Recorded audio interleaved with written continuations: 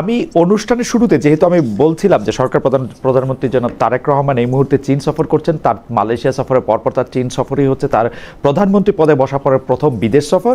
তো বাংলাদেশ ভূ রাজনীতির কোন বলয়ে প্রবেশ করতেছে বা করতেছে কিনা, কিভাবে নিজেকে নিরাপদ রাখবে, এগুলি নিয়ে নানা ধরনের কথা আছে, ঘরের কথাবার্তার বাইরের পাশাপাশি।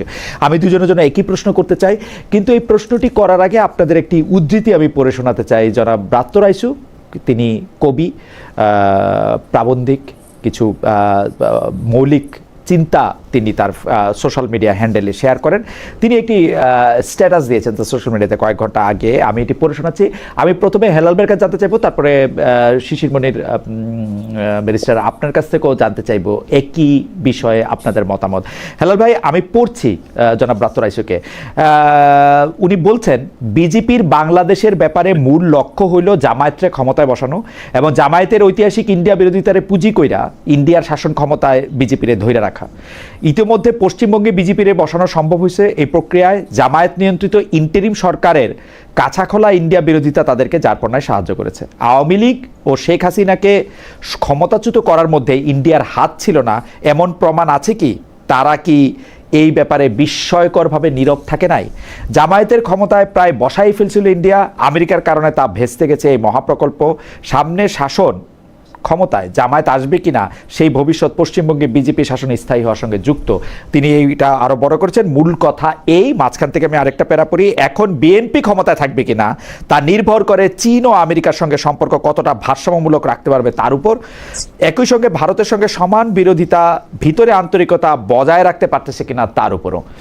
অনেক বড় করে আমি দর্শকদের উদ্দেশ্যে একটু সাম আপ করি। তিনি যেটা ইঙ্গিত করছেন, অনেকেরও তা কথা, যে বিএনপি এবার ক্ষমতায় এসেছে অনেকটাই ভারত এবং আমেরিকার সাথে কিছুটা, আমি যদি বলি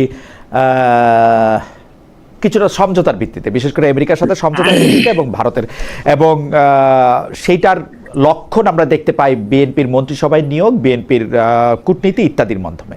এখন এই কথা সত্যি কিনা আমি পরে শিশির মনিরের কাছে জানতে চাইবো, যে জামায়াতকে ক্ষমতায় আনা বিজেপি সরকারের জন্য একটা বড় এজেন্ডা কিনা, তাইলে তাতে যাতে তারা তাদের ক্ষমতা সংগঠিত থাকতে পারে, সুসংহত থাকতে পারে।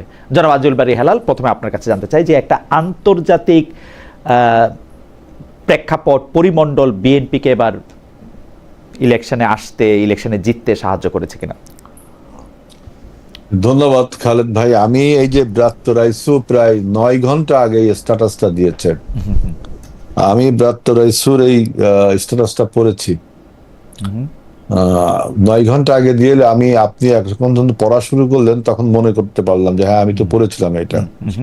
কিন্তু তিনি যে কথাগুলো বলছে, যে অনেক কথা, সব কথাগুলোই আমি একমত না।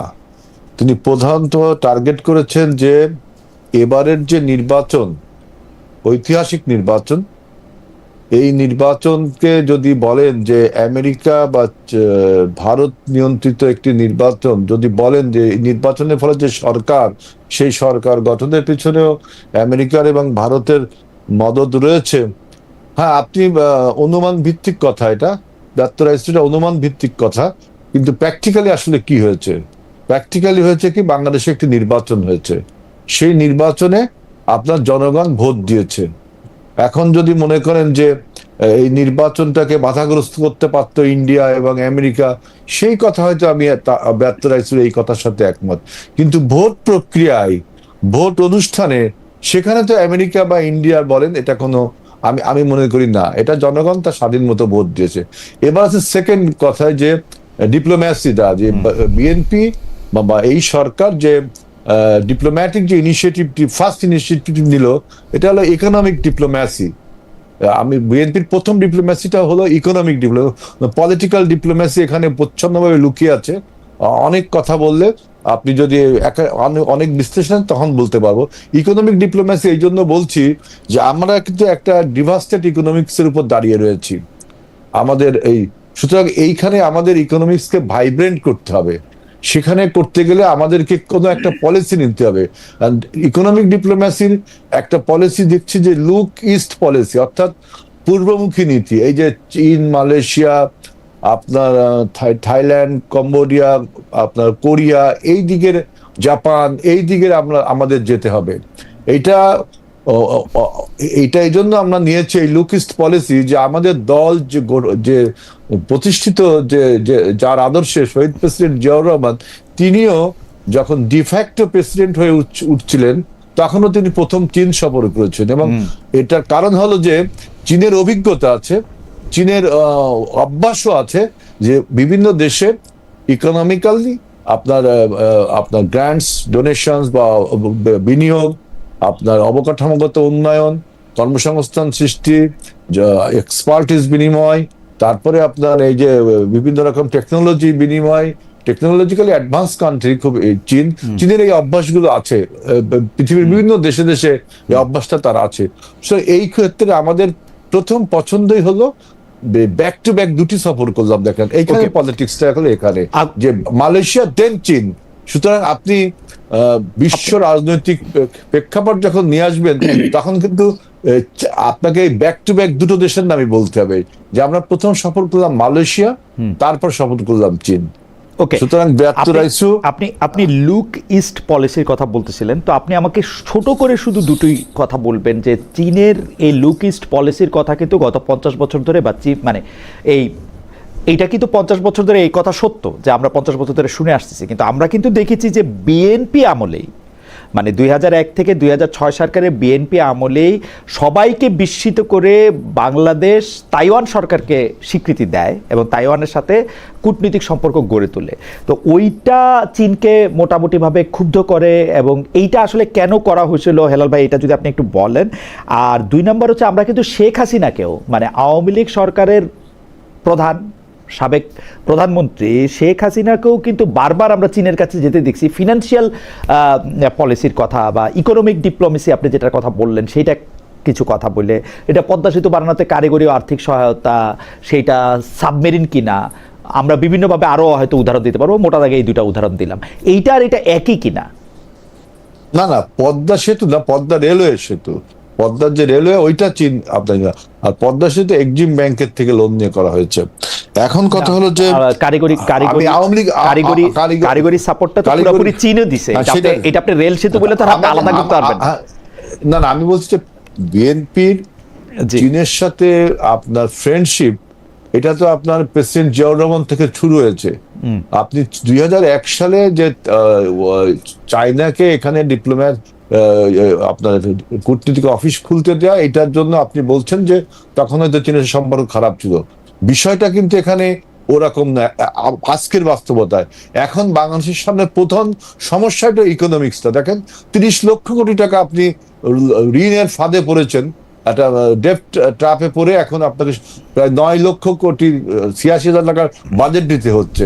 আপনার কর্মসংস্থানের দরকার, আপনার বিনিয়োগের দরকার, আপনার ইনফ্রাস্ট্রাকচার, মানে এই ব্যাপারগুলি আমরা আওয়ামী লীগ আমলে শুনেছি, এবং আপনি জানেন যে প্রধানমন্ত্রী হিসেবে শেখ হাসিনা চীনই সর্বশেষ সফর করেছিলেন। তাহলে কি তারেক সাহেব শুরু করতেছেন যেখানে শেখ হাসিনা শেষ হয়েছিল, সে একই জায়গা থেকে কিনা? আমার প্রশ্নটার মূল, যেখানে শেখ হাসিনা শেষ হইলো ওইটা তো যদি বলতে চান, শেখ হাসিনা চীন সফর শেষ হয়েছিল কিন্তু খালি হাতে, বন্ধুত্ব, মানে আপনি ক্ষমতায় থাকবার জন্য। এখানে অনেক বড় আলোচনা হতে পারে, কিন্তু আমরা ওই ইতিহাসটাকে না টেনে, আমি বলছি আমাদের সরকারের সামনের চ্যালেঞ্জটাকে মেটালাইজ করবার জন্য আমাদের কোন দেশটি বেছে নেওয়া উচিত ছিল। আমাদের অনেক দেশ সেটি আমরা সেটি আমরা দেখতে পাচ্ছি, কিন্তু আমরা যেটি দেখতে পাচ্ছি যে চাইনিজ সিস্টেমে চাইনিজ প্রেসিডেন্টের কাছে আসলে একক অনেক ক্ষমতা। আমরা কি তারেক সাহেবের সঙ্গে প্রেসিডেন্ট শি জিনপিং এর কোনো বৈঠক দেখব? আসলে শি জিনপিং এর বৈঠক না হলে বাকিটা না, শি জিনপিং বৈঠক হবে। আপনি আজকে তো আপনার ইনভেস্টমেন্ট ফোরামে বক্তৃতা দিলেন। জি হাইল্যান্ড শহর থেকে তিনি আসছেন, ওখান থেকে হাইল্যান্ড থেকে বেইজিং আসছেন। এটা কি তার মানে শি জিনপিং এর সাথে দেখা হওয়ার কথা আছে না ফটো সেশন হবে? কেন, আপনার নিশ্চয় আমি শি জিনপিং এর সাথে তার বৈঠক আছে কিনা এটা আমার ঠিক মতো আমি মনে আসছে। সেখানে তিনি যে শি জিনপিং এর আমন্ত্রণে গিয়েছেন, এবং আমাদের এখানে অনেকগুলো সমঝোতা স্মারক অনেক কিছু হয়েছে। সবচেয়ে বড় জিনিস হলো যে ওখানে ইনভেস্টররা, এখানে যে আপনার সম্মেলনটা হয়েছে, ওই যে ইনভেস্টমেন্ট সম্মেলন, এবং দাভোসে সামার সামিট হবে সেটা নিয়ে আলোচনা হয়েছে। সেই ইনভেস্টরদের বাংলাদেশ সম্বন্ধে বলা হচ্ছে বাংলাদেশের। আমি হেলবে আপনার কাছে আবার আসবো এই পর্বে, আপনার কাছে আবার এই প্রশ্নটাও করবো যে এইটা আপনার জানা আছে কিনা যে আমেরিকার সাথে যে বাণিজ্য চুক্তিটা করা হয়েছে তার মধ্যে আমেরিকা যেগুলি শর্ত দিয়েছে সেই শর্তগুলির এক ধরনের ইন্টারপ্রিটেশন এরকম যে আমরা চীনের কাছে কোনো কিছু কিনবো কি কিনবো না সেটা আসলে মার্কিন যুক্তরাষ্ট্রকে জানতে হবে, এবং কোনো পণ্য আমরা আসলে চীন থেকে কিনবো না, সেগুলি মার্কিন যুক্তরাষ্ট্র থেকে কিনবো। অস্ত্র এবং সামরিক ব্যাপারে এগুলি পুরোপুরি বলা যায়। চীন ব্যাপারটা আসলে কীভাবে দেখছে সেটা আমরা একটু আপনার কাছ থেকে শুনবো। আমরা একটু জনাব শিশিমণির আপনার কাছে যাই। জনাব শিশিমণি, একটা ফেসবুক স্ট্যাটাস জনাব আত্মা রায় নিয়ে আমরা কথা বলছিলাম, সেটার ক্ষেত্রে বলা হইতেছে যে বিজেপির বাংলাদেশের মূল লক্ষ্য হচ্ছে জামাতটা ক্ষমতায় বসানো। এইটা বলা হইতেছে হচ্ছে এই কারণে, কারণ যত বেশি বিজেপির মতো সরকার ক্ষমতায় থাকতে চাইবে তত বেশি একটা ইন্ডিয়া বিরোধী সরকারকে তাকে এখানে দরকার হবে। এইটা হচ্ছে তার এটা মূল প্রতিবন্ধ, এবং সেইটার মধ্যে সেটা হইলো ভারতে ভোটের হিসাবটা তিনি বলতেছেন আপনাকে আবার একটু মনে হতে, বিজেপি ইন্ডিয়া ক্ষমতা থাকতে পারবে কিনা তার নির্ভর করে বাংলাদেশে কারা ক্ষমতা এলো তার উপরে। এই আপনি কি এইটা এরকমই মনে করেন যে আসলে বিজেপিকে ক্ষমতায় আসার জন্যই বাংলাদেশে বিজেপির মতোই একটা দল, যেটাকে আসলে উনি জামাতে ইসলামী মনে করতেছেন, ওইটা আসা জরুরি, এবং আপনি বিজেপি এবং জামাতে ইসলামের মধ্যে মিল দেখেন কিনা? আমি তো মনে করি উনি অ্যাটেনশন সিক করার জন্য এই সমস্ত মন্তব্য করেছেন। ওকে, অনেক সময় অনেকে আলোচনায় থাকতে চান, আলোচনায় থাকতে গিয়ে ফিকটিশিয়াস কিছু ইস্যু রেজ করেন যেন আশেপাশের লোকেরা ওনাকে নিয়ে আলোচনা করে, এটাও এক ধরনের স্যাটিসফ্যাকশন। আচ্ছা, ফলে আমি মনে করি ওনার যে এই ideas and thoughts, it is neither supported by reason nor supported by statistics. Okay, কোনো কিছু দ্বারাই এটা সাপোর্টেড না। উনি আলোচনা করেছেন, রেজ করেছেন, আমরা আলোচনা করছি, এটাই ওনার স্যাটিসফ্যাকশন। না, আর সেকেন্ড হলো কিন্তু এটা থেকে আপনি একটু ব্যাকগ্রাউন্ডটা বলবেন। আচ্ছা, আপনি যদি উনার মন্তব্য আপনি সাইড করেও রাখেন, এইটা কি যে বাংলাদেশে যত বেশি ভারতকে গালাগালি করা হচ্ছে, যত বেশি ভারতের সাথে একটা শত্রুতা, মানে ভারত আমাদের বন্ধু, আমাদের খুব আপনজন, আমি এই কথা বলতেছি না, কিন্তু ভারতের সাথে একটা শত্রুতাপূর্ণ অবস্থা বিজেপির জন্য অনুকূল, বিজেপির ক্ষমতায় আসার জন্য বা বিজেপির জন্য ভালো, এটার প্রমাণ আমরা পশ্চিমবঙ্গে দেখছি। এটা প্রমাণ আমরা নরেন্দ্র মোদীকে তৃতীয়বার নির্বাচিত হওয়ার সময় উনি যে ফ্যাক্টরগুলি ব্যবহার করতেছেন জনাব মোদী, তা আমরা দেখতে পাচ্ছি। এইটা আপনি যদি একটু বলেন। আমার বিবেচনায় ভারতে বিজেপি সরকারের দীর্ঘদিন ক্ষমতায় থাকার পিছনে মূল, যদি কাউকে দায় দায়িত্ব দিতে হয়, সেটা দিতে হবে ভারতের বর্তমান বিরোধী দলকে। আমি দেখি জনাব রাহুল গান্ধীর নেতৃত্বে যে বিরোধী জোট বা বিরোধী যে রাজনৈতিক দল, তাদের পারফরমেন্স ভেরি উইক বিজেপি সরকারের তুলনায়। সারা ভারতবর্ষ জুড়ে যে ধরনের কর্মকাণ্ড পরিচালনা করার কথা, যে ট্রাস্ট এবং confidence within the people's mind develop করার কথা, আমি দেখতে পাচ্ছি বিভিন্ন ন্যাশনাল ইন্টারন্যাশনাল মিডিয়া, ভারতীয় মিডিয়াতে জনাব রাহুল গান্ধী এখনো এই ধরনের অ্যাকসেপ্টেবল কোনো লিডারশিপ দিতে পারেন নাই। ফলে আমি এই বাইরের ষড়যন্ত্র তত্ত্বের চাইতেও ইন্টারনাল অপোজিশনের ইনক্যাপাসিটিকেই বেশি দায় দায়িত্ব দেওয়ার জন্য আমি এটাকে যৌক্তিক মনে করি। আর বাংলাদেশে কে ক্ষমতায় থাকলো কে ক্ষমতায় থাকলো না, 5ই আগস্টে কি হয়েছে মহিউদ্দিন ভাই? 5ই আগস্টে ভারতীয় সরকারের সকল ইচ্ছার বিরুদ্ধে গিয়ে এই দেশের মানুষ রিভল্ট করেছে। কিন্তু এইখানে আমার কাছে এইখানে একটা প্রশ্ন আছে বেশ মনির, আপনি হয়তো খেয়াল করেছেন যে ভারত এই 15 বছর যখন আওয়ামী লীগ সরকার ক্ষমতা ছিল তারা প্রায় প্রতিটা বিষয়ে কথা বলেছে, কিন্তু জুলাই এবং আগস্টের ব্যাপারে তারা অসম্ভব নীরব একটা ভূমিকা নিয়েছে। তারা এইটার ক্ষেত্রে আসলে শেখ হাসিনার সাপোর্টে আইসা দাঁড়ায় নাই, বড় কোনো বিবৃতি দেয় কিছুই করে নাই। আসলে মিডিয়া আলাদা কথা, সরকারিভাবে আমার নজরে পড়ে নাই যে ভারত প্রতিবার যেমন শেখ হাসিনাকে সাপোর্ট করে, বলে এটা আমাদেরও প্রবলেম, এইবার তারা এটা বলছে এটা বাংলাদেশের প্রবলেম। এটা কি কোনো কিছু বোঝা যায়? এটার পেছনে কারণ হলো আমরা একটা প্রবাদ পড়েছি না ছোটবেলায়, হ্যাঁ, যে অল্প সুখে কাতর আর অধিক সুখে পাথর।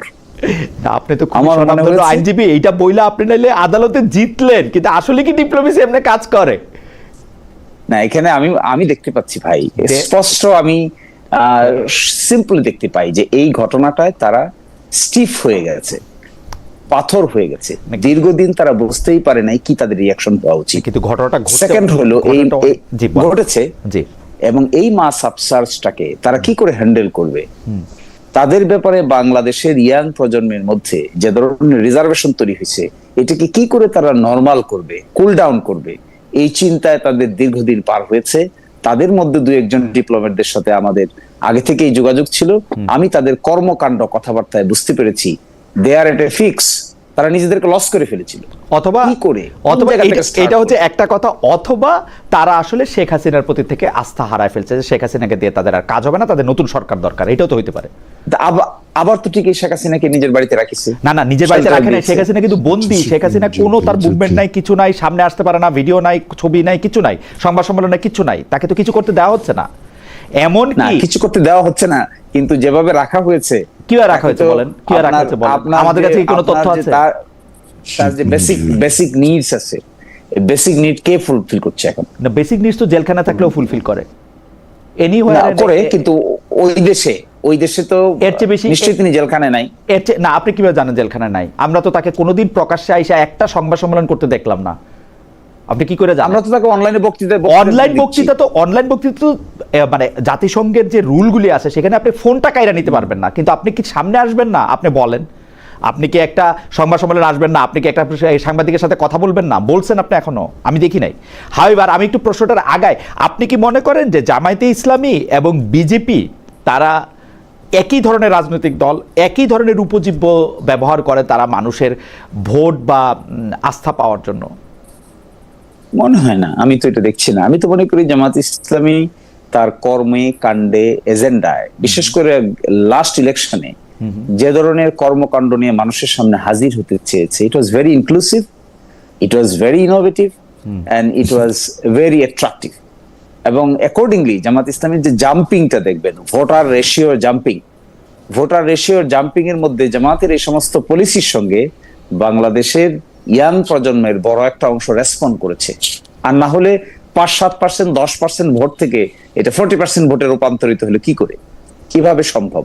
ফলে এই যে নিউ কনটেক্সটটা ডেভেলপ করেছে জামাত ইসলামী, এই নিউ কনটেক্সটের সঙ্গে নিজেকে খাপ খেয়ে একটা মডার্ন অ্যাডজাস্টমেন্টের মধ্য দিয়ে নিজেকে উপস্থাপন করার চেষ্টা করছে।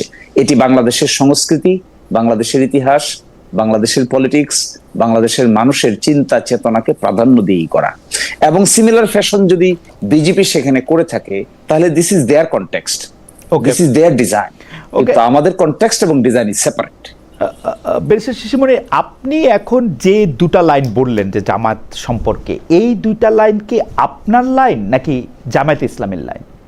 যে আপনি এটা আমাদের লাইন, আপনারই লাইন না জামাতের লাইন? আমাদের মডার্ন, আমাদের লাইন, জামাত ইসলামের লাইন, জামাত ইসলামের লাইন। ওকে, আমি আবার আসবো আপনার কাছে। আমি একটু বলি, যে আমি একটু বলি ভাই। হেলাল ভাই, আপনার তো জামাত ইসলামী, হেলাল ভাই আপনার তো জামাত ইসলামী নিয়ে অনেক আগ্রহ, অনেক পড়াশোনা। আপনি যদি মনে করেন আমার একটু প্রশ্ন করার সুযোগ, আচ্ছা আপনি বলে নেন। আপনি প্রশ্ন বলেন, আমি প্রশ্ন করতে ভালো হবে। আচ্ছা না, আমি প্রশ্নটা ওই আগের প্রশ্নটাই করতেছিলাম যে আপনারা যে মার্কিন যুক্তরাষ্ট্রের সঙ্গে একটা চুক্তি করছেন, এবং এই চুক্তি যারা মানে এই চুক্তিটা চীনের সাথে আলোচনায় আপনাদের জন্য মানে সহায়ক, প্রভাবক, নাকি কি হচ্ছে কি আসলে? আমি ইউএস এর কন্ট্রাক্টটা এটারই আলোচনা করবার আগে আমি একটু ছোট করে কথা বলি, ব্যর্থ রাইসুরের কথাটা বলি। জি, ব্যর্থ রাইসুর কথাটা একটু শুরু করি। উনি বলছে যে বিজেপির বাংলাদেশের ব্যাপারে মূল লক্ষ্য হইল জামাতের ক্ষমতায় বসানো। উদ্দেশ্য কি? যে এই যে জামাতের যে ঐতিহাসিক ভারত বিরোধিতা, ওইটাকে পুঁজি করে বিজেপি ক্ষমতায় থাকবে, এইটা দেখলাম তার ভাষ্য। তো এখন আসলে কি, আমি ব্যর্থ রাইসুর প্রত্যেকটা লেখাকে আমি তার অনুমান অর্থাৎ তার যুক্তিগুলোকে আমি আন্ডারমাইন করতে চাই না। তিনি অবশ্যই লিখবেন, তিনি বহুদিন ধরে লেখেন। তার এই ফেসবুক স্ট্যাটাস আমি বহুদিন ধরে পড়ি, অনেকেই আপনারাও পড়েন, অনেকেই পড়েন। আমি এইখানে যে জামাতের যে ঐতিহাসিক ভারত বিরোধিতা, এই কথাটা ব্যর্থ রাইসুর ভাই কি ঠিক হইলো বলা? কারণ আমরা তো ইউনূস সরকারের সময় দেখলাম জামাত ভারতের পক্ষে কতগুলো কথা বললো, তাই না? তা সেটা কি লোক দেখানোর কথা বলেছিল নাকি আসলে দুই একটা মনে করে দেন তো হেলাল ভাই। যেমন ভারতের সাথে ভালো সম্পর্ক রাখতে হবে। আপনার ডক্টর ইউনূস সরকার যখন ক্ষমতায় এসেছিল, ভারতের সাথে আমাদের সম্পর্ক ভালো রাখতে হবে বলেছিল জামাতের আমির। জামাত তো এখনো এই কথা বলে, জামায়াত তো ভারতের বিরুদ্ধে যুদ্ধ ঘোষণা করে নাই। আচ্ছা, এইটা গেল। তারপরে দেখেন বলছে যে চীন এবং ইউএসএ বিএনপিকে চীন এবং ইউএস এর সম্পর্কের উপর বিএনপির সম্পর্ক ক্ষমতায় টিকে থাকবে।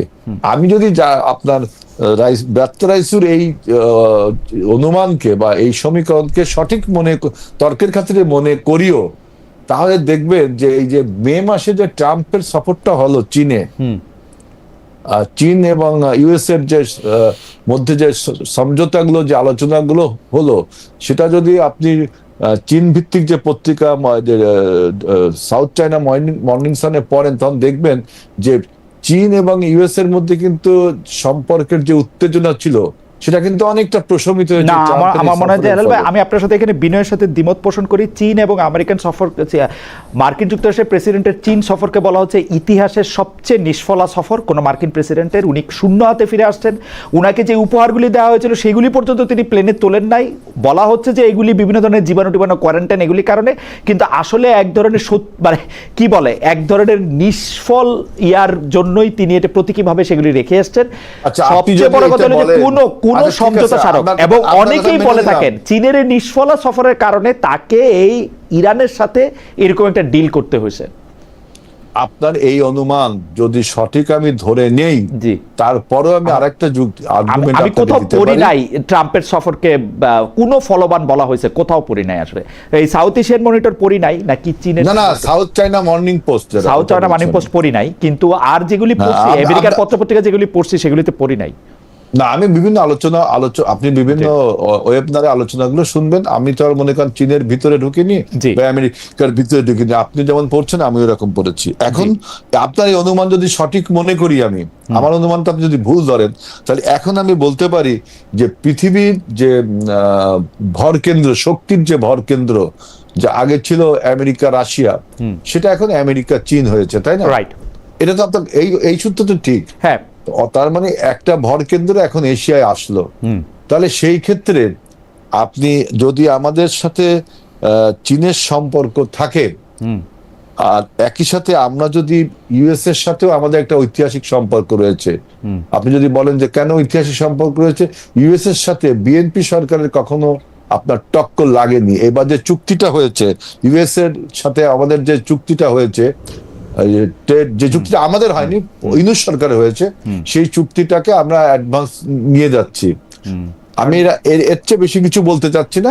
তাহলে আপনাদের এর চেয়ে বেশি কিছু বলারও নাই হেলাল ভাই, কারণ হচ্ছে যে আপনাদের চুক্তিটাই আপনাদের লোকই ওইখানে বসে করছে। আমার বক্তব্যটা শেষ করি। আমাদের লোক না, আপনাদের বক্তব্য শেষ করি। এখন মন্ত্রী ভাই উনি, সেটা যাই হোক, তিনি মন্ত্রী, তিনি ইউনূস সরকারের সময় এটা করা হয়েছে, তিনি করেনি, ইউনূস সরকার করেছে। আমরা এটাকে এখন লন্ডন এটাকে নিয়ে আলোচনা, শোনেন, এটা নিয়ে আলোচনা হবে, এই চুক্তির সবকিছু নিয়ে আলোচনা হবে, আমাদের সব নিয়ে আলোচনা হবে। অর্থাৎ ডিপ্লোম্যাসিতে ব্যালেন্সিং বলে একটা কথা আছে, তাই না? Balancing diplomacy. সুতরাং আপনার এই জিনিসটা ঠিক না। আরেকটা হচ্ছে, এবার আরেকটু বলি যে লাস্ট ইলেকশন যে জামাতের যে 40% না 32+ ভোট, এই ভোটের কারণে শিশির মনির যেটা বললেন যে মানুষ তাদের ভোট দিয়েছে 7 থেকে 32 গেছে, এর স্ট্যাটিস্টিক্যাল ডাটায় আমার অনুমান যে এখানে দেখেন ফিনান্সিয়াল একটা সাপোর্ট জামাত পেয়েছে। এত টাকা ফিনান্সিয়াল সাপোর্ট পেয়েছে যে ইসলামী ব্যাংকের ওই যে আপনার ওই যে একটা প্রকল্প ছিল, কি জানো আপনার কি স্কিম, ওটা আরডিএস, রুরাল ডেভেলপমেন্ট স্কিম। 22,000 কোটি টাকা, 22,000 কোটি টাকার কিন্তু আমরা তদন্ত করব। এটা এই তদন্ত যদি না করতে পারি, এই জন্য দেখবেন যে ও চেয়ারম্যান, তারপরে আপনার ওই এমডি নিয়োগে তারা সমস্যা করে এবং গ্রাহক দিয়ে আন্দোলন হয়। তখন আমি দেখেন, ঠিক আছে হেলাল ভাই, আপনি পয়েন্টটা একটু পরিষ্কার করে বলেন, মানে জামাত ইসলামী 7 থেকে 32% হচ্ছে 22,000 কোটি টাকা লোকরে দিয়েছে বলা? না 22,000 কোটি টাকা আমার কাছে তারা এবার যে টাকাটা মাঠে নিয়ে এসছে, বাংলাদেশের রাজনীতিতে টাকা দিয়ে ভোট কেনার এটা একটা চাপা উত্তেজনা ছিল, কিন্তু প্রকাশ্যে 1,000 টাকার নোট মানুষকে দেওয়ার ভিডিও আপনারা দেখেছেন। যে পরিমাণ টাকা এবার জনগণকে আপনার টাকা দিয়ে মানুষের গরিবত্বকে কিনে নেওয়া হয়েছে, দারিদ্রতাকে না, কিনে হেল্প, নেওয়া হয়েছে। আপনি প্লিজ পয়েন্টটা মেক করেন যে আমি পয়েন্টটা বলছি যে জামাতের ভোট বাড়ার যে কারণ, তার একটা পয়েন্ট বললাম, আর একটা পয়েন্ট বলতে দেন। আর একটা হলো টাকা, সেটা আপনি ওই যে অ্যাডভোকেট শাহরিয়ার কবির দেখছেন যে কিভাবে 1000 টাকা নোট বিলাইছে, একটা 1000 টাকা নোট একটা লোকরে দিছে ও। ভাই আমরা যারা নির্বাচন করেছি, আমরা দেখেছি যে বস্তা বস্তা টাকা আমরা ধরেছি। এটা পুলিশ, সেনাবাহিনী সব জানে। আমরা বস্তা বস্তা টাকা ধরেছি। জামাতটা আপনার এই নির্বাচনটাকে স্টিগমেটাইজ করার জন্য আপনার এই জিনিসগুলো বলছে, এখন দিয়ে দেন, মানে প্রমাণ করুন যে নির্বাচনটা ভালো হয়নি, যেটা আওয়ামী লীগ চাচ্ছেন। সেকেন্ড কথা হলো যে এই যে 7% ভোট, যে 32+ হলো, এখানে আওয়ামী লীগের যে ভোটটা তারা পেয়েছে, বুঝছেন, এইটা হলো আরেকটা কথা। আওয়ামী লীগের ভোট আপনারা পাইছেন হেলাল ভাই? আমরা পাইছি, আমি কি বলছি আমি পাইনি? তারা তো পাইছে, তারা বেশি পাইছে। আমাদের না আপনারা বেশি পাইছেন হেলাল ভাই, আপনারা বেশি পাইছেন। আওয়ামী লীগের লোকের সাথে কথা হয় আমার, সবাই বলে যে বিএনপি দিয়ে দিছে, আপনি একজনের বুকে পাথর বেঁধে বিএনপি কে দিছে। না, আপনি স্ট্যাটিস্টিক্যাল ডাটা দেখেন, আমরা 40 থেকে 52 হয়েছে, 40 থেকে 52 হয়েছে, তাহলে আমরা 12% পাইছি। যদি ওদের ভোট পেয়ে থাকি, আমাদের কোন নর্মাল ভোট না পায়, তারা 7 থেকে 40 হয়েছে, তাহলে কত পাইছে আওয়ামী লীগের ভোট? তারা 7 থেকে 40। আপনি স্ট্যাটিস্টিক্যাল ডাটা বলেন, ওই সমস্ত রেটরিক কথা বলে তো লাভ হবে না।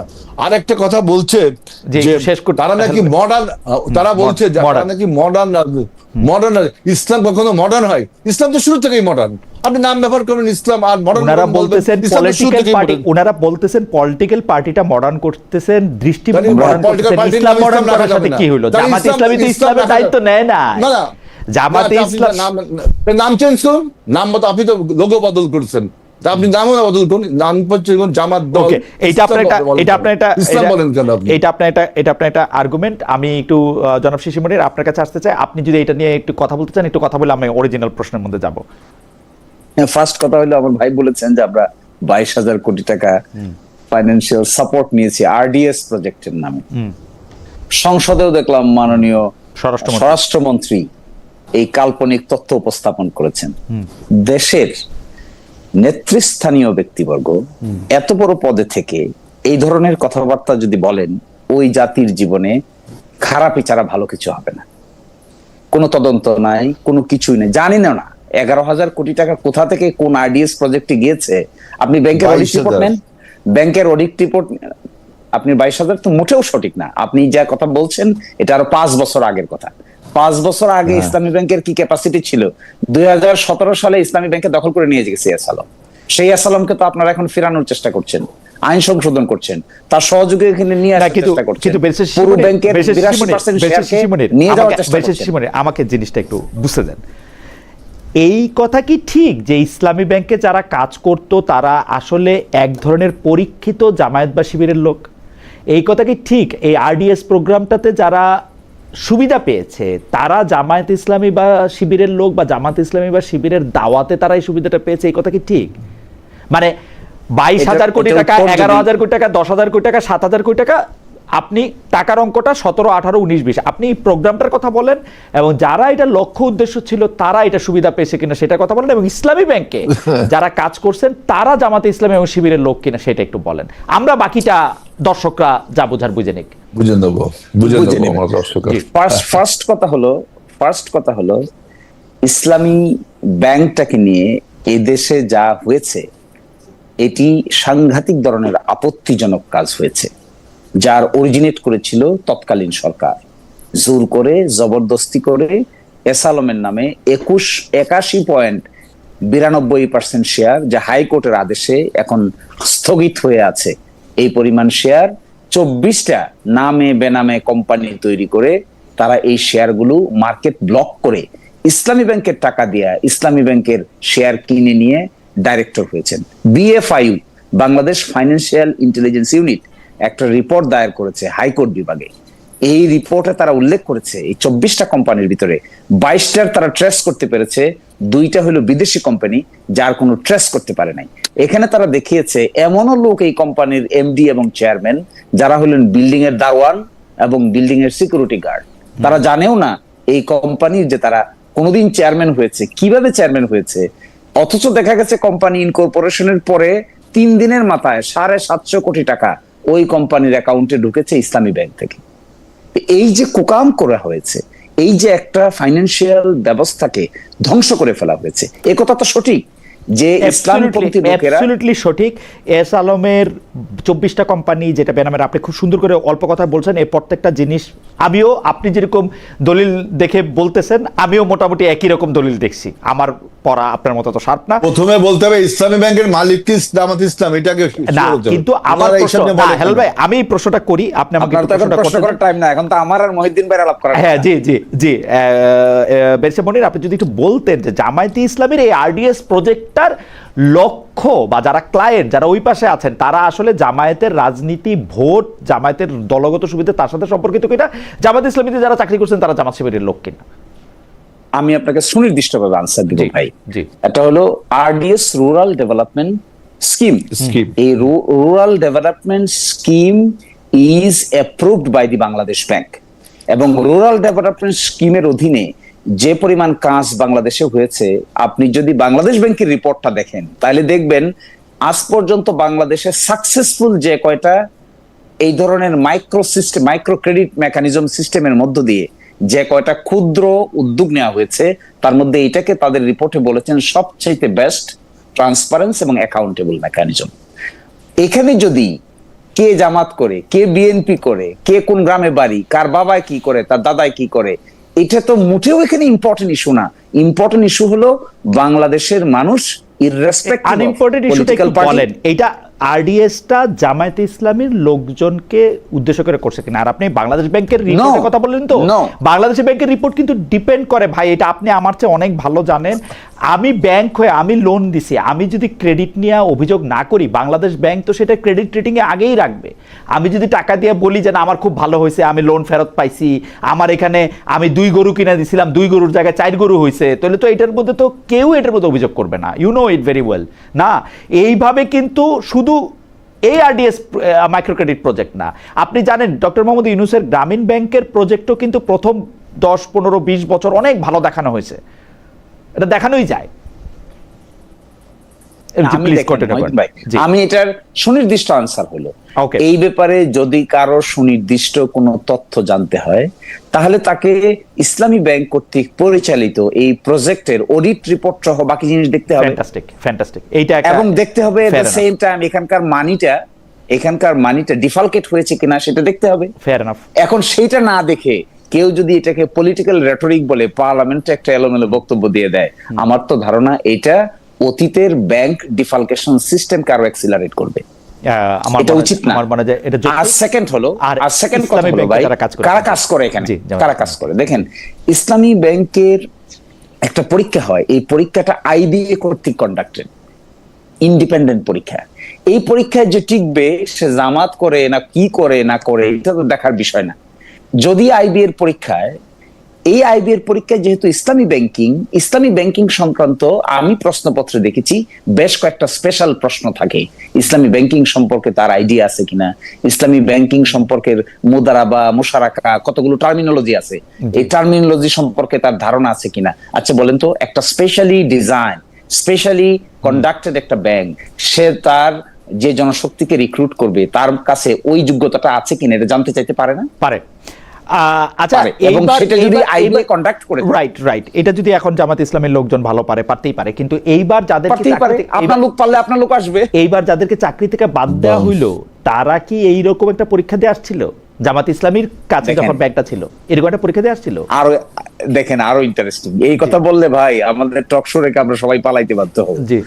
এবং 10,000 কর্মকর্তা কর্মচারী এস আলম সাহেব নিয়োগ দিয়েছেন যাদের কোনো পরীক্ষাই না হয়, কোনো পরীক্ষা নেওয়া হয় না, কোনো এক্সাম নাই। উনি চট্টগ্রামে গিয়েছেন, খাতুনগঞ্জে মানুষ দেখছে, উনি খাতুনগঞ্জে সকালবেলা, আমি একটা ভিডিও দেখাবো আপনাকে, পাঠাবো আমি আপনার কাছে, উনি ওই যে মুড়ি মুরকি বিক্রি করার মতো গাড়িতে যাচ্ছেন, ডানে একজন বামে একজন ওনাকে সিবি দিচ্ছে, এই সিবি ওয়ালা সকল লোকেরা চাকরি পেয়ে গেছে। উনি সকালবেলা একটা চায়ের দোকানে কাজ করতে, চা খেতে গেছেন, আমার কাছে চাকরিচ্যুত অনেকে এরকম, মানে পরে যখন জামাত ইসলামী অনেকে আমাকে পাঠায় বলছেন যে তারা পরীক্ষা দিচ্ছেন, তাহলে তারা নিশ্চয়ই সত্য বলেন নাই। নিশ্চয়ই তারা যদি এর মধ্যে, আমি আমার কথাকে এভাবে বলছি, সত্যিকার অর্থে পরীক্ষা দিয়ে যদি কেউ এখানে ঢুকে থাকেন তারপরে তার সঙ্গে তার মানে discriminate করা সবাই হয়, পরীক্ষা অবশ্যই দিয়ে আমি ঢুকেন নাই এটা আপনি জানেন না? না, আমি এতটুকু জানি ওনাদেরকে বলা হয়েছিল যে বিশেষ স্কিমে হঠাৎ করে যারা জয়েন করছেন তাদেরকে আইবিএর অর্গানাইজ করে একটা পরীক্ষার নতুন আয়োজন করা হোক। ওই পরীক্ষায় যারা যারা উত্তীর্ণ হবেন, অতীতে পরীক্ষা দেন নাই, তারা সবাই চাকরি পাবেন, কন্টিনিউ করবেন। আর যারা এই পরীক্ষাতে অংশগ্রহণ করবেন না তারা অটোমেটিক্যালি যাদের পরীক্ষা নিতে বলা মাত্র হয়েছিল 500 জন লোক। রাইট, যাদের পরীক্ষা নিতে বলা হয়েছিল তাদের মধ্যে যারা পরীক্ষা অংশগ্রহণ করেন নাই তারা আগেও কোনো পরীক্ষা দেন নাই, এই তো? এই তো, আগেও কোন পরীক্ষা দেন নাই, 500 জন পরীক্ষা অংশগ্রহণ করেছে। ওকে, ঠিক আছে। যারা পরীক্ষা অংশগ্রহণ করেছে, যারা পাস করেছে, সবাই ইসলামী ব্যাংকে আছে। আমাকে যারা বলেছেন তারা বলেছেন যে তারা আগেও পরীক্ষা দিয়েছেন, পরে তাদেরকে আবার পরীক্ষা দিতে বলা হয়েছে। হাওয়েভার আমি একটু আগাই, আমাদের একজন দর্শক, উনার নাম এলাহিমির, উনি বলছেন আমেরিকার সাথে চুক্তির মাধ্যমে বাংলাদেশকে কলোনিতে পরিণত করা হয়েছে, জামায়াত এনসিপি চুপ কেন? খলিলুর আমেরিকার এজেন্ট, জনগণের ভোটে বিএনপি ক্ষমতা ভোগ করছে, তাহলে গণভোট বাস্তবায়ন করা হচ্ছে না কেন? অনেকগুলি বিষয় বলেছেন। আমি হেলাল ভাই আপনার কাছে আসবো। হেলাল ভাই, আপনার কাছে প্রশ্ন নিয়ে আসবো নাকি আপনি বলতে চাইছিলেন? বা আমি একটু 2 মিনিট একটা বলি। প্লিজ বলেন। যে ইসলামী ব্যাংকের মালিক কি জামাতে ইসলাম নামক রাজনৈতিক দলের? ইসলাম নাম দেখলে তাদের মালিকানা দাবি করতে হয় কেন? ইসলামী ব্যাংকের চেয়ারম্যান নিয়োগ হবে, ইসলামী ব্যাংকে সেই নিয়োগ নিয়ে গ্রাহকরা যখন আন্দোলন করে, আপনি কি দেখেছেন বাংলাদেশের কোন ব্যাংকের চেয়ারম্যান নিয়োগ নিয়ে গ্রাহকরা আন্দোলন করে? আপনি কি আগে কখনো দেখেছেন? না। আমরা 3 জনে কেউ কি দেখেছি? না, এটা আর ইসলামী ব্যাংকের মালিকানা কিভাবে তারা দাবি করে? যদি আরডিএস প্রকল্পে দুর্নীতি হয়েছে কি হয়নি বাংলাদেশ ব্যাংকে, সেটা তদন্ত করার কি বর্তমান পরিষদের কি এখতিয়ারে পড়ে না? আমি দুর্নীতি তদন্ত করতে পারি না? যে চাকরি করবেন 17 থেকে সমস্যা কি? এটা নিয়ে আমাদের হইচই করে কেন? 17 সাল থেকে 24 সাল পর্যন্ত নিয়োগ হয়েছে। ছোট একটা প্রশ্ন করব। আমার কথা শেষ হয় না, আমি জানি আপনি কথা বললেন। আমি দরকার হইলে ব্যারিস্টার মনির আমার ছোট ভাইয়ের মতো, ওরে আর কথা বলতেই দিব না, ওর কাছে এটা দাবি। আমার প্রশ্নটা কি করে নেই। আমার প্রশ্নটা হচ্ছে, বর্তমান ইসলামী ব্যাংক বলে যে প্রতিষ্ঠানটা এক্সিস্ট করে সেইখানে এস আলম সাহেবের সেখানে কি আছে? মানে কি মালিকানা আছে? উনি কি সেখানে এস আলম সাহেবের সমস্ত সম্পদকে, সমস্ত শেয়ারকে কনফিসকেট করা হয়েছে, এটা আপনারা সবাই জানেন। এবং এই এস আলম সাহেব যে সমস্ত এই ব্যাংকগুলো খেয়ে ফেলেছে তার বিচার আমরা একটা জায়গায় থাকি, এত বড় বড় ব্যাপার বুঝি না হেলাল ভাই, এত বড় বড় ব্যাপার বুঝি না সবকিছু। হেলাল ভাই আমি বলি, এটা আমি বুঝলাম না, তাকে মালিকানা কৈফিয়ত দেওয়া হচ্ছে, বলা হচ্ছে পুরো। আমি দেখলাম ব্যাংক কর্মকর্তা, বাংলাদেশ ব্যাংক বলছে পুরনো যারা শেয়ার হোল্ডার ছিল তারা ওই যে কত পার্সেন্ট টাকা দিয়ে শেয়ার হোল্ডার হতে পারবে। That does not mean share হতে পারবে। মানে আপনি আমাকে বলেন এটার মিনিং কি? আপনি আমারে বলেন এটা মিনিং কি? বাংলাদেশ ব্যাংক যে এটা বলছে এটার মিনিংটা কি আপনি বলেন? পুরনো শেয়ার হোল্ডার অর্থাৎ এস আলম মানে 24টা প্রতিষ্ঠান। আচ্ছা, আমার কথা বলেন, আমার কথা শেষ হয়নি। আপনি যদি কোন কথার অর্ধেক এক্সট্রাক্ট নিয়ে আসেন। না সরি এখন আপনি পুরোটা বলেন, আমি কি একদম চুপ করব? আপনি আমাকে, আমি প্রশ্নটা খালি আবার করি। এস আলম সাহেব, আমি আপনার প্রশ্ন বুঝছি, ক্রস টক করলে বক্তব্যটা শেষ হয়। ওকে আমি বলছি যে না, আমি আপনার থামার বিষয়, আমি বলছি যে এস আলমের বিরুদ্ধে যে মামলা রয়েছে তার এই মামলা চলমান, তিনি কিভাবে মালিকানা পাবে? তার সে মামলা তো দোষী হবে, যদি দোষী হয় অবশ্যই দোষী হবে, আমরা সবাই জানি, সে কিভাবে মালিকানা হবে? আপনি অযথা অনুমান করে বলছেন যে ওই নিয়মে এস আলম। আরে ভাই, ওই নিয়মে যে সমস্ত যারা ডিফল্টেড করছে, এই ব্যাংকটাকে তছরূপ করছে, তাদেরকে আপনি যদি আইনের আওতায় না আনেন, বিচার না করেন, মানুষ কি ভালোভাবে নিবে? এটা বিএনপি আমরা যারা করে, আমরা কি ভালোভাবে নিব? কারণ ইসলামী ব্যাংক, আমার বক্তব্য ইসলাম দেখলে তাদের সবকিছু দাবি করতে হয় কি জন্য? ইসলাম দেখলে দাবি করতে হয়। যদি অভয় দেন একটা প্রশ্ন করি, অভয় দিলে একটা প্রশ্ন করি। প্রশ্নটা হচ্ছে, আপনি বললেন যে না, এস আলমের ফিরে আসার সম্ভাবনা নাই, কারণ তার মধ্যে মামলা টামলা আছে, এই আছে সেই আছে। তো বাংলাদেশ ব্যাংকের এই সার্কুলেশনটার কি গুরুত্ব ছিল যে পুরনো যারা শেয়ার হোল্ডার আছে তারা আবার এই মালিকানায় ফিরতে পারবে? এটা দিতে হইলো কেন, কার জন্য? আপনার তো ওইখানে কি না, এখন শোনেন, আপনি তো নিশ্চয়ই শেয়ার হোল্ডার ওখানে কি না না না, আমি তাই ওখানে কি লেখা উচিত ছিল যে এস আলম ব্যতীত আর সকলে ধোয়া তুলসী না না পাতা, বুঝলাম, তাদেরকে- কিন্তু এই তাহলে কি লেখা উচিত ছিল? পুরনো শেয়ার হোল্ডাররা না, না, পুরনো শেয়ার হোল্ডাররা চাইলে আবার ফিরতে পারবেন, এটা কার জন্য করা হয়েছে? এটা কি শিশির মনিরের জন্য করা হয়েছে কিনা এটা আমি জানতে চাই। না না, শিশিরমণি যদি শেয়ার হোল্ডার হয় ওইখানে, তা যদিও দাবি করে, যদি শেয়ার হোল্ডার হয় তার বিরুদ্ধে যদি এরকম কোনো মামলা মকদ্দমা, তার বিরুদ্ধে যদি এরকম তো ডিফলকেশনের কেস না থাকে, অবশ্যই তার তো হওয়া উচিত। হেলাল তার ভাই, কাছে আপনি আপনার- আমারে বুঝাই দেন এটা কেন করা হয়েছে। শিশির মনিরের নাই ধরেন, এটা আমি বাড়তি আমি আমার তো নাই, বললাম, আমার নাই। তাহলে তাহলে কি কেন লেখা উচিত করা ছিল হয়েছে, আপনি কেন বলেন? কেন করা হয়েছে, কেন কেন করা যায়? পুরনো শেয়ার হোল্ডারদের মধ্যে যারা এই ডিফলকেশনের সাথে জড়িত না, তারা এরকম যারা কে আছে ডিফলকেশনের সাথে জড়িত না ছাড়া আর কে সেটা আছে? সেটা আমি জানি না কারা, যদি কেউ থাকে কিনা। আমি কিন্তু বলি ব্যাংক- কে যারা ওই আছে? ব্যাংক- এস আলম আছে, উনি কি একাই ব্যাংকের মালিক? আরো director আছে, মোটামুটি উনি ভাবে একাই তাই, ব্যাংকের- একাই নামে না, ওনার কত পার্সেন্ট শেয়ার দেন? ওনার কত পার্সেন্ট দেন? 82%, 82% শেয়ার। হ্যাঁ। তাহলে আর 18% লোকের কি হবে? ও 82%, কি হবে? হেলাল ভাই আপনি 82% বাদ দিয়ে 18% এর জন্য চিন্তা এখন করতেছেন? শোনেন। না না, চিন্তা করবো কেন? আপনি কি একটা আইনকে সার্বজনীন আচ্ছা ঠিক আছে, আপনি শেষ করেন। হেলাল ভাই আমার মনে হয় আপনি শেষ করেন, আমরা আমরা আপনার বাধা না আর দিই। একটা কথা, জি। আর একটা কথা যে শিশিরমণি মানে সে কিন্তু স্বীকার করছে যে ইসলামী ব্যাংকের মালিকানা তাদের। সংসদে বলে আমাদের কোনো ব্যাংক নেই, তাদের আমিরে এবং নায়েবে আমির বাইরে আসে বলে ব্যাংকের মালিক আমরা। এবং আচ্ছা, জবাবে বলবো, বলেন, আপনি শেষ করেন। জি আপনি শেষ করেন হেলাল ভাই। এখন আর একটা কথা বলতে চাই, আমার একটা কথা বলতে চাই যে এই যে মাইক্রো ক্রেডিট যারা বলছেন যে আরডিএস প্রকল্পের, এখন আপনি ইসলাম নাম দিয়ে এই যে সুদ প্রথা, ওই যে বললেন মুদারাবা আর মুশারাকা, এটা কিন্তু সবাই বোঝে। তা ইসলামী ব্যাংক এই যে সুদ প্রথা চালু করে, তাহলে ইসলামী ব্যাংক কি ইসলামী ব্যাংক হলো? না মানে ইসলামী ব্যাংক না, মানে তো ইসলাম না।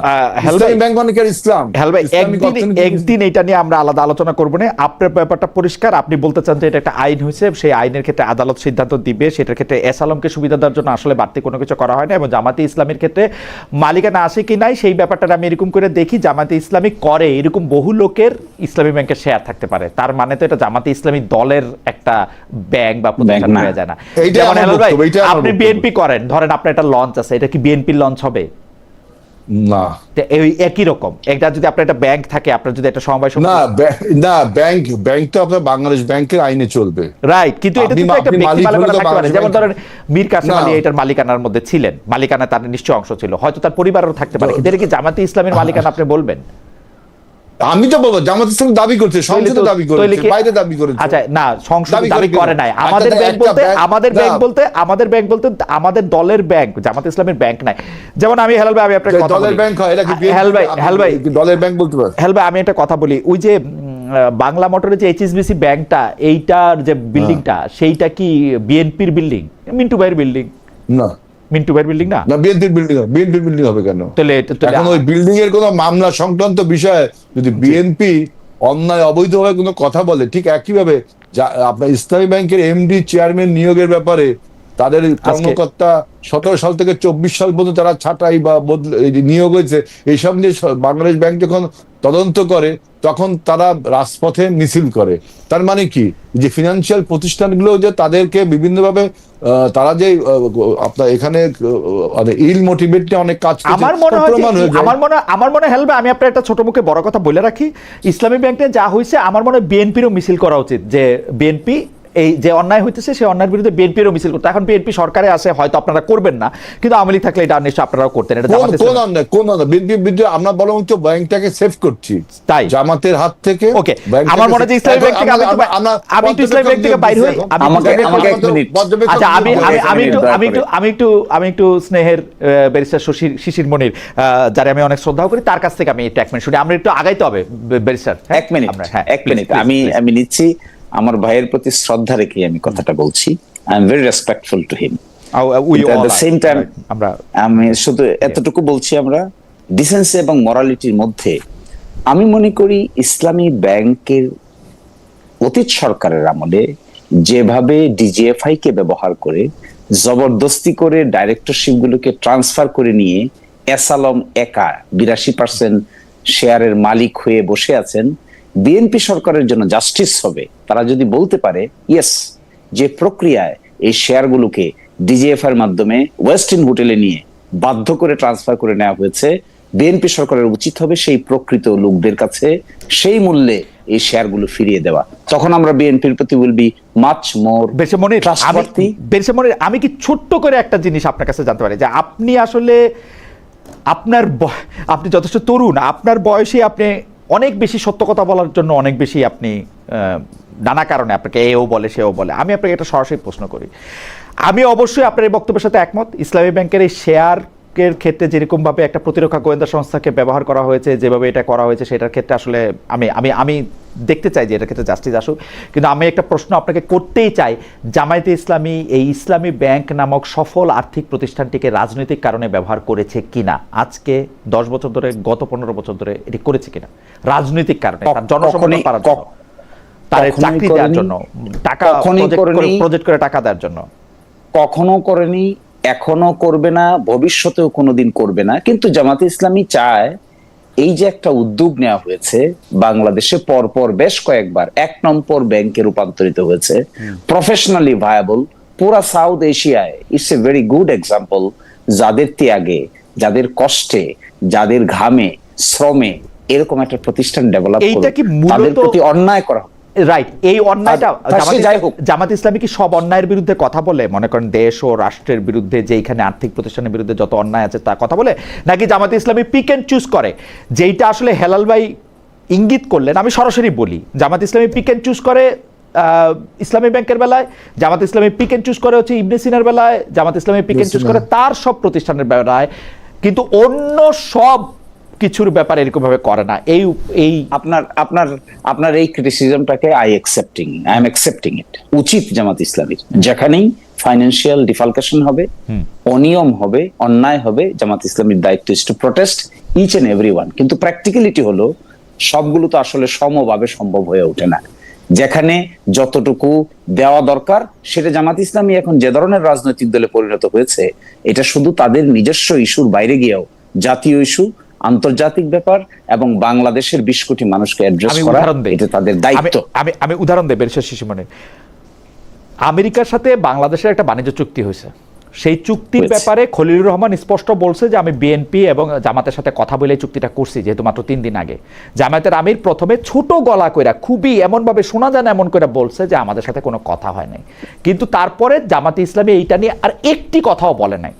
আমরা কিন্তু আমেরিকার, ইসরায়েলের অন্যায় আক্রমণ টুয়ার্ডস ইরান, এইটার ক্ষেত্রেও জামাতে ইসলামের অবস্থান আমরা দেখছি ধরি মাছ নাচুই পানি অবস্থান। এইটারে জামাতে ইসলাম নিজের মনে করে না। নিজের মনে করে কখন? তার যখন ব্যবসায় আক্রান্ত হয়, তখন তার যখন টাকা পাওয়ায় আক্রান্ত হয়, তার যখন এইটাতে আক্রান্ত হয়, তখন সে করে। বেশি মনে, আপনি যদি একটু বলতেন যে আমার এই দেখাটা ভুল কিনা। না, আমি আপনাকে ভুল বা শুদ্ধ এত বড় কথা বলার মতো আমার মানে এত অধ্যত্ত নাই। কিন্তু আমি বলছি এটা যে ওকে, জামাত ইসলামী সাধারণত মানুষের নেচার কি ভাই? মানুষের নেচার তো এটাই যে জিনিসের সঙ্গে আপনার গভীর মমত্ববোধ থাকে, সেই জিনিসে আপনি রিঅ্যাকশন বেশি শো করেন। এটা মানুষের নরমাল, এটা হলো মানুষের একটা নরমাল ফেতরাত। তারপরেও Jamaat Islami as a political party, এত বড় বিরোধী দল, তাদেরকে আর শুধু নিজেদেরকে নিয়ে ব্যস্ত থাকার সময় নাই।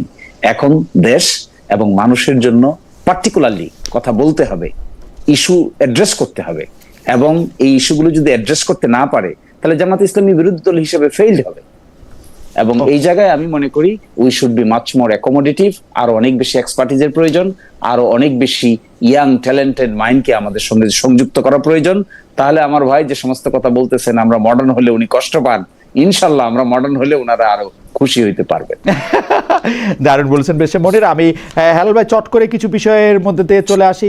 আওয়ামী লীগের সময় আমরা বেশ কিছুবার গুম কথিত বঙ্গবন্ধুতে এভাবে অত্যাচার, নিপীড়ন, হত্যা দেখেছি, এর প্রতিবাদ করেছি, বিচার ব্যতীত সব হত্যা কর্মকাণ্ড বন্ধ করতে বলেছি।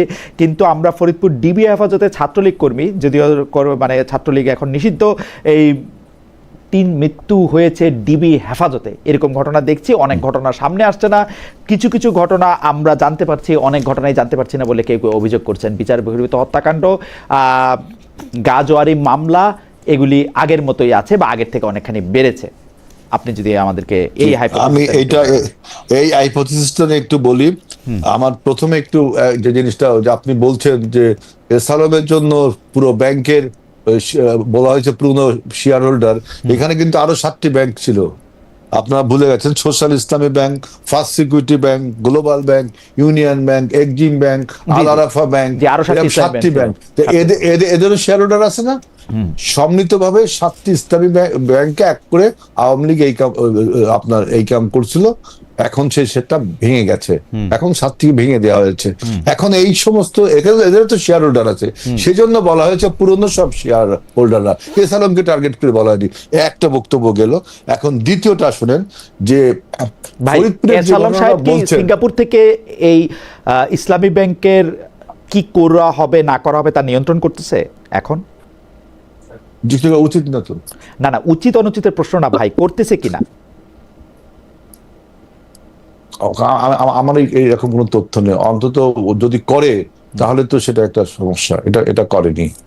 যদি করে সরকারের, আমি করছি কিনা জানি না। ইসলামী ব্যাংক এখন কার নির্দেশে বা কার ইয়াতে পরিচালিত হচ্ছে? পর্যবেক্ষক নিয়োগ করা হয়েছে, দেখছেন তো আপনি? পর্যবেক্ষক নিয়োগ করা হয়েছে, আগের কমিটি ভেঙে দেওয়া হয়েছে, নতুন কমিটি করা হয়েছে। এই পর্যবেক্ষকদের সাথে ইসলামী এসালমের কোনো সম্পর্ক নাই, থাকা উচিত না। এখন যদি থাকে তাহলে আমি আছে কি নাই আমার ধারণা নেই। আমি আমার সরকার যেতে সরকারের একজন আমি লোক, মানে এমপি বা আমি সরকারের দলের একজন ব্যক্তি, আমি মনে করি যে থাকা উচিত না। যদি থাকে, সেরকম প্রমাণ থাকে, তাহলে আমিও এর বিরুদ্ধে কথা বলবো। এখন বক্তব্য হলো যে আইন শৃঙ্খলা পরিস্থিতি আপনি দেখছেন যে আগের থেকে মানে আমরা উন্নতির দিকে নিয়ে যাচ্ছি, যে পুলিশ বাদী হয়ে কোনো মামলা করে না। ফরিদপুর যে ডিবি অফিসে যে ঘটনা ঘটছে, এই ঘটনায় পুলিশকে অবশ্য আপনার তদন্তের আওতায় আনা হয়েছে, এবং সেখানে আমি যতদূর জানি পুলিশকে তদন্তের আওতায় বিচারে আনা হয়েছে যে কি ঘটনা ঘটেছে। এরকম পুলিশ হেফাজতে কোনো আসামির মৃত্যু কোনো রাজনৈতিক কর্মী আমরা কামনা করতে পারি না, কারণ 17 বছর এটার বিরুদ্ধে আমরা আন্দোলন করেছি, এবং এরকম কোনো কিছু হচ্ছে এবং পুলিশ বাদী হয়ে কোনো মামলা করছে, রাজনৈতিক হয়রানি কোনো মামলা হচ্ছে না। আপনার চোখ তো কিছুই এরা না।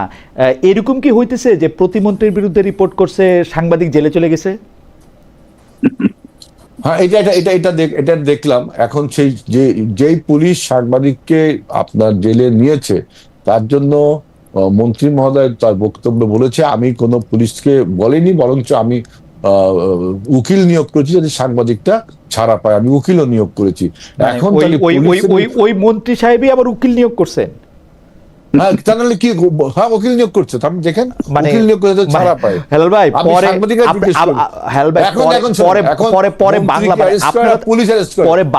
আমার কথা শেষ, আপনি তো কথা শেষ করতে দিচ্ছেন।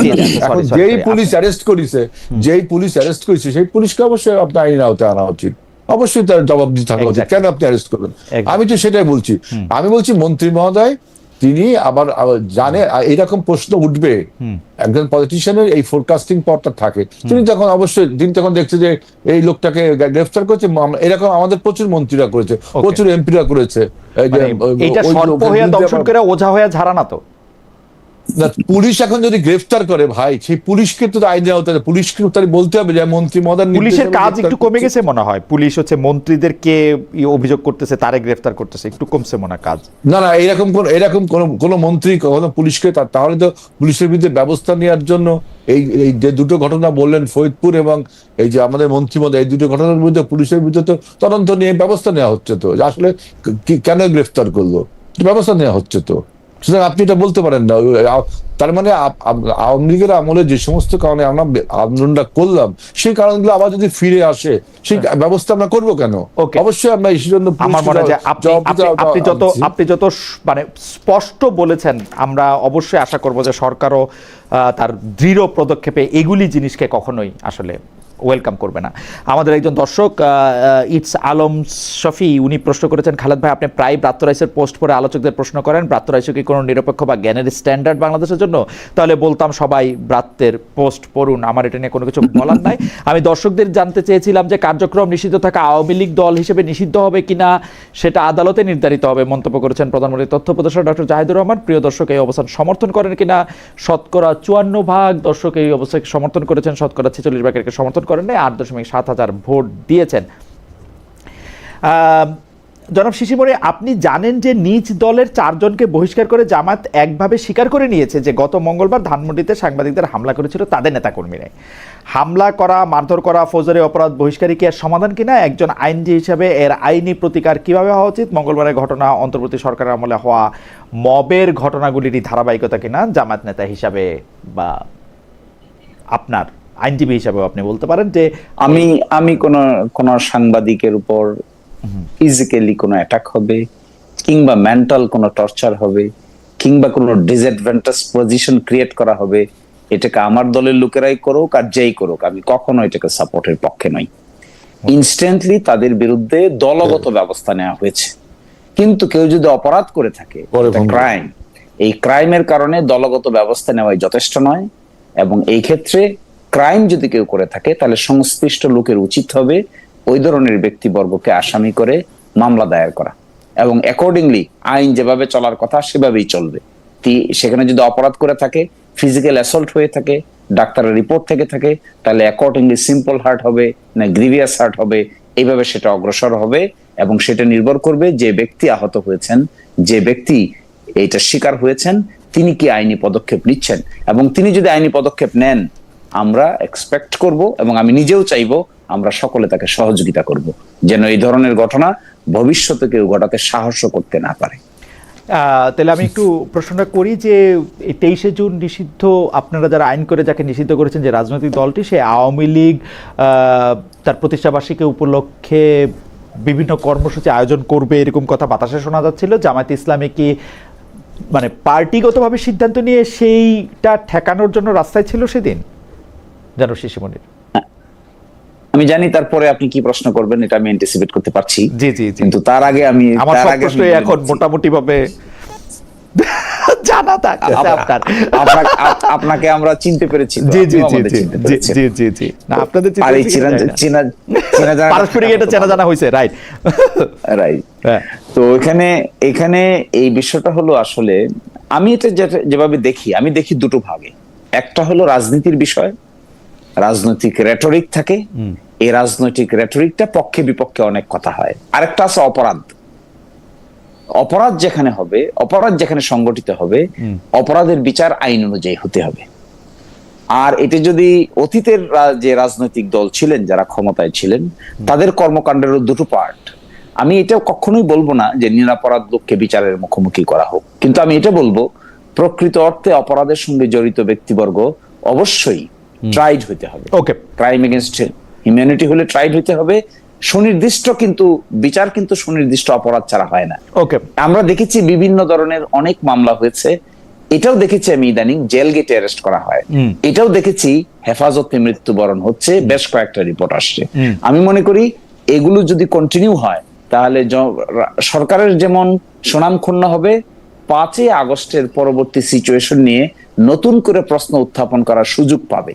এই জন্য সকলের উচিত হবে অবজেক্টিভ হওয়া, ক্রাইমের বিচার হবে, নিরপরাধ লোক কখনো হয়রানির শিকার হবে না, অযথা মামলা মোকদ্দমা হবে না, সুপ্রিম কোর্ট যেভাবে ডিল করবে সেটা আমরা সকলেই। আপনার বিরুদ্ধে বড় অভিযোগ না, এই প্রশ্নটা আমি আসলে এই প্রশ্নটা মানে মিলে নাই, আমি এই প্রশ্নটা আপনার করতে চাইছিলাম না, কিন্তু দর্শকদের মধ্যে অনেকে প্রশ্ন করতেছেন না যে আপনি সাধারণত যারা অপরাধী বা যারা ওই দলের লোক তাদের আইনজীবী হন, কারণ আপনি যেহেতু একজন খুব ভালো আইনজীবী, আপনি অনেক দামি আইনজীবী, সেহেতু যাদের টাকা আছে তারা আপনাকে অ্যাভেল করতে পারেন এবং আপনি তাদের পক্ষে কথা বলেন, এটা আপনার বিরুদ্ধে একটা নিন্দামন্দ। সেই আবরারের যারা হত্যা করছে তাদের সময় থেকে আপনি কি এই ব্যাপারে কিছু বলবেন? ছোট করে 1-2 লাইন বললে হবে, কারণ আপনাকে নিন্দুকের বাসে আমি সবার চেয়ে ভালো, তাহলে তার কোনো কথা। সেকেন্ড হলো, যারা এই নিন্দা আমার ব্যাপারে প্রকাশ করবেন আমি তাদের প্রতি রেসপেক্টফুল, কিন্তু একজন আইনজীবী হিসেবে আমার পেশাগত দায়িত্ব আছে। আপনারা বাইরে থেকে অনেকেই অনেক কিছু মনে করেন, ভিতরের অনেক স্টোরি আপনাদের জানা নাই। এই জন্য আমি আপনাদেরকে ব্লেম করব না, কিন্তু আমি বলবো সত্যিকার অর্থে শিশির মনির কত মামলা, কত মানুষকে জেল থেকে মুক্ত করেছে বিনা পয়সায়, এর স্টোরি যদি আপনারা অনেকেই জানতে পারেন, দর্শকরা যারা প্রশ্ন করেছেন, আমার ধারণা আপনারাও আমার কাতারে এসে সামিল হবেন, আপনারাও নির্যাতনের বিরুদ্ধে দাঁড়াবেন। আমার মনে হয় যে এই ব্যাপারে সবারই আসলে আপনার কথা আমার কাছে খুবই প্রণোদনযোগ্য মনে হয়েছে, সবারই আসলে এই ব্যাপারে উদ্যোগ নেওয়া উচিত। এইটা হচ্ছে যে আমাদের একজন দর্শক উনি আপনাকে এই প্রশ্ন করেছেন যে উনি বলছেন ইসলামী ব্যাংকে নিয়োগ পেতে হলে আমিরের রেকমেন্ডেশন মাস্ট ছিল এবং তাদেরকে জামাতে ইসলামীর হয়ে মিটিং মিছিল বা রাজনৈতিক কর্মসূচিতে অংশগ্রহণ করতে হয়েছে। তিনি বলেছেন যে তিনি একজন ব্যাংকার, তিনি জেনে এই কথা বলছেন। আপনি কি এই মন্তব্য করবেন? হ্যাঁ, আমি বলবো যে ভাই এই কথা বলছেন, জি নিশ্চয়ই তিনি যেহেতু ভুক্তভোগী, আমি ওনার এই কথাটাকে শ্রদ্ধা জানাচ্ছি। আর আমি মনে করি অবশ্যই যদি কেউ এটা করে থাকেন এবং যারা পলিটিক্যালি ব্যবহার করেছেন, আমি মনে করি দ্যাট ওয়াজ ব্যাড থিং। এটা করা উচিত না, জামাত ইসলামী করলেও করা উচিত না, কোনো ম্যানেজার করলেও করা উচিত না, কোনো আমির সাহেব করলেও করা উচিত না। ওকে, আমাদের একজন দর্শক রফিক মমিন উনি বলেছেন honourable journalist his excellency mister Khalid, বুঝাই যাচ্ছে যে তিনি একটু মানে is journalist above the law, someone has file case against the journalist and you journalist want to go through court procedure, shame for you. ভাই আমি কোনোদিন জার্নালিস্টরা আইনের ঊর্ধ্বে সেই কথা আমি বলিও না, এবং আমি শুধু জানতে চাই যে তাকে আসলে এই কারণে গ্রেফতার করেছে না ওই কারণে গ্রেফতার করেছে। ব্যারিস্টার জনাব আব্দুল বারী হেলাল বললেন যে প্রতিমন্ত্রী নিজেই নাকি তার জন্য একজন আইনজীবী নিয়োগ করেছেন যাতে তিনি বের হয়ে আসতে পারেন, সেক্ষেত্রে আমার